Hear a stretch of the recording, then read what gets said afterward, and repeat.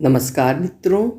हिंदी साहित्य के प्रतिष्ठित लेखक लेखिकाओं की उम्दा और बेहतरीन कहानियों के चैनल में आपका स्वागत है।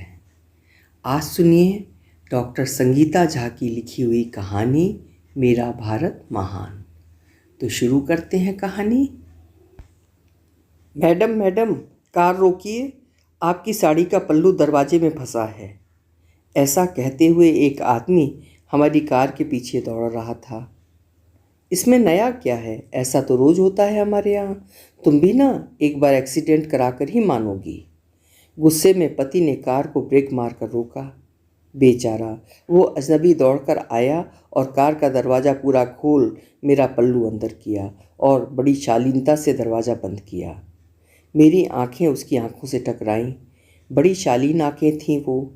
मैं थैंक्स या शुक्रिया कहती उसके पहले ही पति ने गाड़ी स्टार्ट कर दी।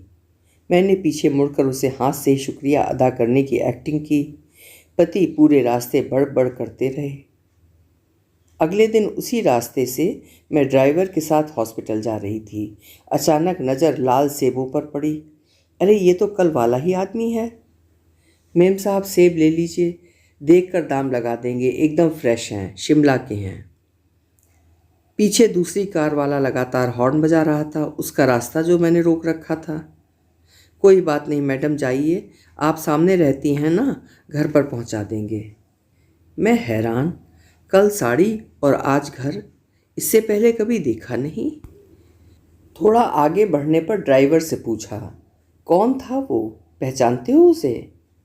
ड्राइवर ने बताया, नहीं मैडम, लॉकडाउन होने से बहुत सारे ऑटो वाले, कैब वाले भी रास्ते में सब्जी और फलों के ठेले लगाने लगे हैं।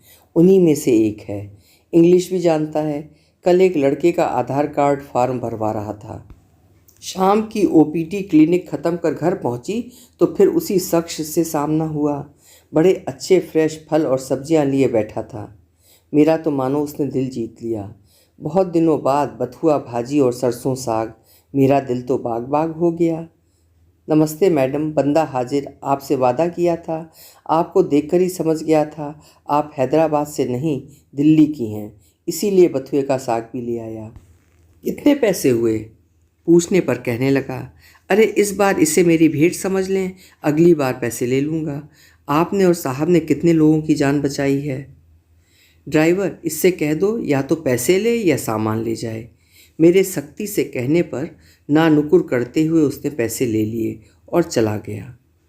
दूसरे दिन फिर सुबह सुबह ताज़ी मटर और ललचाने वाली गाजर लेकर हाजिर था। मैंने पूछा, क्या नाम है तुम्हारा?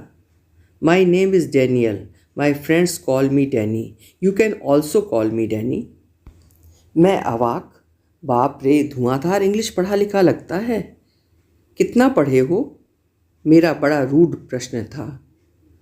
I have done BA honours in English. मेरा अगला पहले से भी ज़्यादा चुभने वाला प्रश्न। पढ़े लिखे हो, फिर ये सब्जी भाजी क्यों? उसका उतना ही नम्र जवाब। पढ़ने के बाद भी कोई नौकरी नहीं मिली, लोन से एक कार ले ली, ओला पूल ज्वाइन किया, अब लॉकडाउन में खुद को बेचने की नौबत आ गई। मरता क्या ना करता, बस। शायद उसने भांप लिया था कि उसका इंग्लिश बोलना मुझे नहीं अच्छा लग रहा था, इसलिए सीधी सादी हिंदी में जवाब दिया। मेरे पास बोलने के लिए कुछ नहीं था। चुपचाप सब्जी ली, पैसे दिए, जो बाजार भाव से काफ़ी कम थे। वो चला गया। ये हमारे परिचय की शुरुआत थी। उसके बाद मेरे दिलो दिमाग पर डैनी छा गया। वो उस सड़क मार्केट में सभी का चहेता था। पति मेरे ऊपर गुर्राते, व्हाट इज़ दिस, ना जानती ना पहचानती, इतना घर में घुसाना ठीक नहीं। मैं कहती, अरे शरीफ है, पढ़ा लिखा है, लॉकडाउन ने सबकी बैंड बजा दी है, वरना दो दो कारों का मालिक था। हम भी घर पर अकेले थे, दोनों बच्चे बाहर रहते थे। छोटे छोटे कामों के लिए मुझे डैनी की ज़रूरत पड़ने लगी थी। ड्राइवर नहीं आया तो वो मेरा ड्राइवर बन जाता। किचन के कामों में भी उसका जवाब नहीं था। कुक के ना आने पर इतने अच्छे मोमो, मंचूरियन और ना जाने क्या क्या बना कर खिलाने लगा था। केवल 6 महीने में डैनी मेरे जीवन का एक अहम हिस्सा बन गया। बेटे की पुरानी टी शर्ट्स, शॉर्ट्स में वो पीछे से बिल्कुल मेरे बेटे जैसा ही लगता। कई बार जब मैं उसके साथ शॉपिंग के लिए जाती और किसी मित्र ने अगर दूर से देख लिया तो घर पहुंचकर एक फ़ोन आता, वाह क्या बात है, बड़ा मटक रही हैं, बेटा जो आया है। मुझे हर बार बताना पड़ता, ये बेटा नहीं मेरे बेटे जैसा डैनियल है। एक साल आते तक तो मेरे सारे हॉस्पिटल के दोस्तों और दूसरे सारे दोस्तों का चहेता बन गया था। केवल पति ही खिंचे खिंचे रहते और हर वक्त समझाते कि किसी अनजान को इतनी जगह देने की ज़रूरत नहीं है। उसने मुझे बताया था कि उसकी बीवी मारिया 2 बच्चों के साथ गोवा में रहती है और वो वहाँ एक स्कूल में पढ़ाती है। 2 बार वो 1 हफ्ते के लिए अपने बच्चों के पास गया भी था। मेरी तो इन दोनों हालत बड़ी ख़राब थी क्योंकि मेरे तो सारे काम वही करने लगा था, यहाँ तक कि बैंक के भी। लेकिन मजाल है कि पतिदेव ने एक भी काम उससे कराया हो। वो बहुमुखी प्रतिभा का धनी था। वो इलेक्ट्रीशियन, प्लम्बर, कारपेंटर, यहाँ तक कि ज़रूरत पड़ने पर मोची का काम भी कर सकता था और पाक विद्या तो उससे अछूती नहीं थी। मेरे दिलो दिमाग पर पूरी तरह डैनी छाया हुआ था। बच्चे भी दूसरे देशों में फंसे थे और सुबह शाम मेरे फ़ोन का इंतज़ार करते थे। उनके साथ लैपटॉप पर रूबरू बात कराना भी डैनी की ही जिम्मेदारी थी। बच्चे भी हैरान, माँ इतनी टेक्नोक्रेट कैसे बन गई। अपनी सब्जी बेचने से हुई कमाई और इधर उधर के कामों से हुई कमाई को वो मेरे पास ही रखता था। उसका कोई खर्चा नहीं था क्योंकि उसका खाना पीना सब हमारे नहीं तो जिसकी भी वो हेल्प करता उनके यहाँ हो जाता था।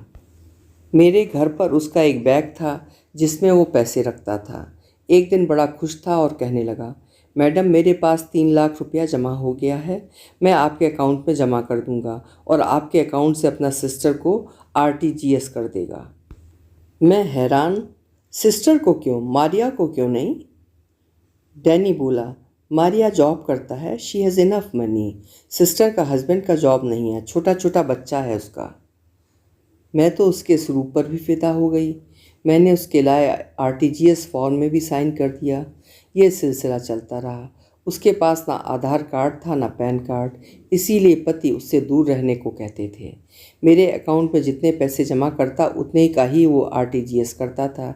इससे मैं वैसे ही केयरलेस थी और कुछ डैनी की अंधभक्ति ने बना भी दिया था।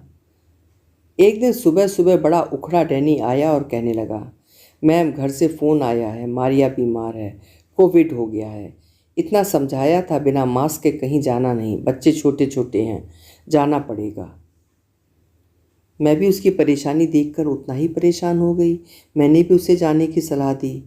वो कहने लगा, हैदराबाद बहुत सेफ़ है, गोवा जाने में मेरी जान को भी खतरा है, मारिया भी मना कर रही है।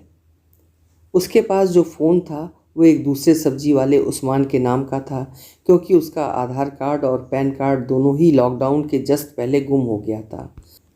2-3 दिनों वो बड़ा परेशान था और मैं भी उसके लिए कुछ भी करने को तैयार थी। ठीक वैसी ही तड़प थी जो बच्चों के बीमार होने पर हुआ करती थी।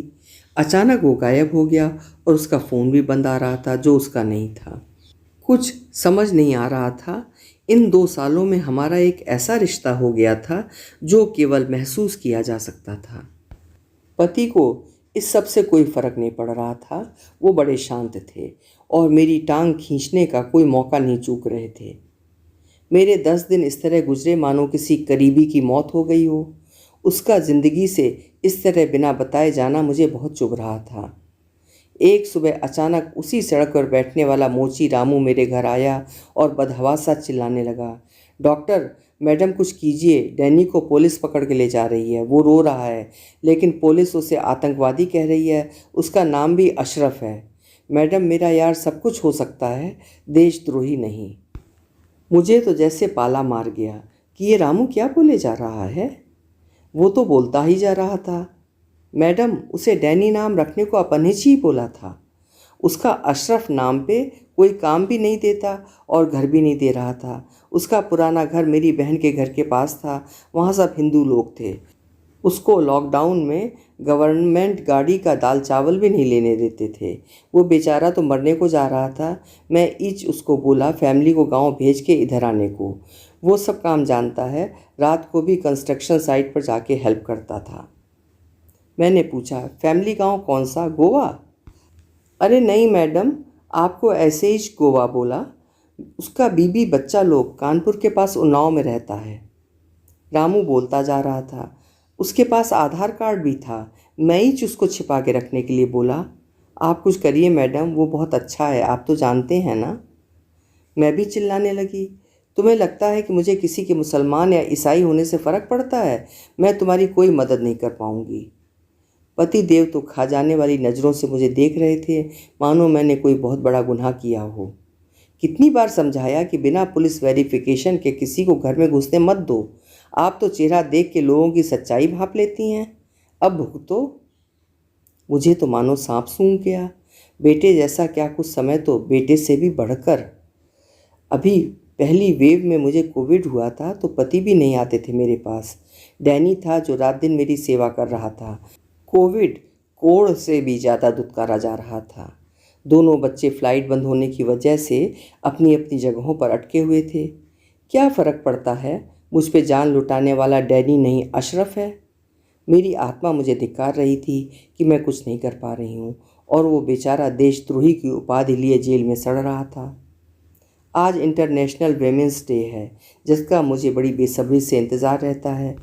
अपने हॉस्पिटल के अलावा यहाँ वहाँ कुछ वेमेंस ऑर्गेनाइजेशन में भी बतौर गेस्ट बुलाया जाता है और यहाँ मेरे पासबुक अकाउंट की सीआईडी तफसील कर रही है कि हर महीने मेरे अकाउंट में कुछ कैश जमा होता है और उतना ही पैसा उसी दिन उन्नाव की किसी जमीला बी के अकाउंट में आरटीजीएस होता है और बाकायदा मेरे साइन के साथ। मैं खुद के एक कटघरे में खड़ी हूँ जहाँ मेरी भर्त्सना मेरे पति और दोनों बच्चे फ़ोन पर कर रहे हैं। सारे दोस्त मुझे स्टूपिड लेडी का खिताब दे किसी तरह यहाँ वहाँ फ़ोन कर मेरे बचाव के रास्ते सोच रहे हैं। कोई भी ये विश्वास करने को तैयार नहीं है कि मैं एक खाली आरटीजीएस के पेपर पर साइन करती थी और बाकी डिटेल्स मेरा लाडला डैनी उर्फ अशरफ भरता है। इतना कैश ट्रांजैक्शन 1 साल से, और वो भी एक मुसलमान औरत को। इससे इनकम टैक्स डिपार्टमेंट वाले भी लगातार फ़ोन किए जा रहे हैं।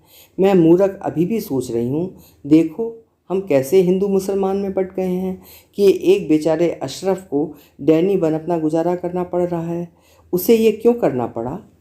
क्या सचमुच हिंदू बस्ती में उसका जीना हराम हो गया था? इन प्रश्नों पर किसी का ध्यान नहीं था। सचमुच मेरा देश महान। अभी आप सुन रहे थे डॉक्टर संगीता झा जी की लिखी हुई कहानी मेरा भारत महान। आपको कहानी कैसी लगी मुझे कमेंट बॉक्स में ज़रूर लिखकर बताइएगा। फिर मिलेंगे ऐसी ही किसी अच्छी कहानी के साथ। आपका समय शुभ हो, मंगलमय हो।